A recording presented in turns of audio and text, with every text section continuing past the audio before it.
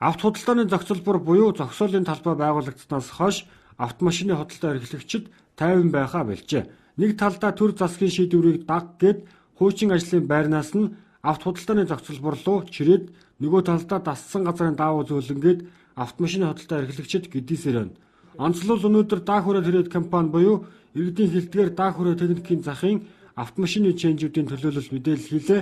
Тэд мэдээлэлдээ даах хүрээ зах хуулийн дагуу ажиллаж байгааг онцлоод авто худалдааны зохицолборынхноос дарамт шахалт их байгааг мэдээллээ. Зах нь 2013 оноос эхлэн албан тушаалтнуудын хууль бус үйл ажиллагааны улмаас ихээхэн дарамт шахалтанд өртөж үндсэн хууль болон бусад хуулиар олгогдсон их хууль ёсны эрх ашиг сонирхол ностоор зөрчигдсөөр ирсэн. Тэгээ автомашины худалдаа эрхлэлд олон мянган иргэдэд ихээхэн дарамт шахалт ирж байгаа зөрчигдөж байна. Энэ бизнес эрхлэгчдэд мөн эрсдэлд орох нөхцөлийг бүрдүүлж байна. Түрээслэгчд бол одоо бидний бизнес яах вэ? Одоо бид яах вүлээ гэсэн ийм айдас хүч төгшөртөө явж байна. Манай даах хүрээ хувьцат компани бол бүр хотын зүүн захад байгаа.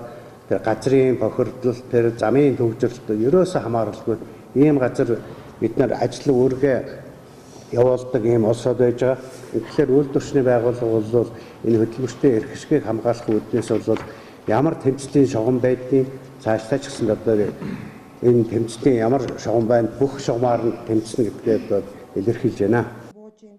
Авто худалдааны зохицолборын удирдлагууд Монгол Улсын үндсэн хуулийн 16 дугаар зүйлийн 16-гийн 3-д хөдлөх, үл хөдлөх хөрөнгө шударгаар олж авах эзэмших, өмчлөх, өв залгамжлуулах эрхтэй, хувийн өмчийг хууль бусаар хураах, дайшлан авахыг хориглоно, төр түүний эрх бүхий байгууллага нь нийгмийн зайлшгүй хэрэгцээг үндэслэн хувийн өмчийн эд хөрөнгийг дайшлан авбал нөхөх олгоор үнийг төлнө гэж заасан байдаг. Энэ заалтыг зөрчиж байгааг тэд онцолсон юм а.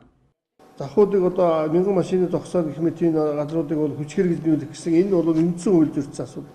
Үндсэн хуулийг зөрчих хэрэг бол хиндэж байхгүй. Тэгэхээр би юу гэж хэлэх гэж байна гэхээр энэ засаг даргын захирамж иргэдийн уулын хэрэглэгчдийн тогтоолын утга агуулгын дагуу одоо ажлыг зохион байгуулж иргэд байгууллагатай харилцан тохиролцож одоо өөрийнх нь жишээлбэл даах хүрээ зах дээр 20 жил өөрийн гэсэн нэг барилга байгууламж бариад тэнд үйл ажиллагаа явуулж байгаа бизнес эрхлэгчийн хувьд та тийшээ нүүх юм бол танд хэдчнээ төгрөгийн зардал гарах юм бэ? Танд ямар хохирол учрахаар байна?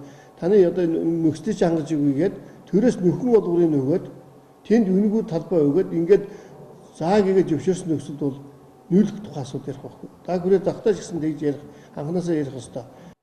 Шинээр баригдаж байгаа бүтээн байгуулалт нь эсгэж зурагнаас шал өөр, шалдан талбайгаас өөр зүйлгүй авто худалдааны зохицолбор руу нүүхийг эсэргүүцсэн ченжүүдийн тэмцэл дуусгахгүй бололтой.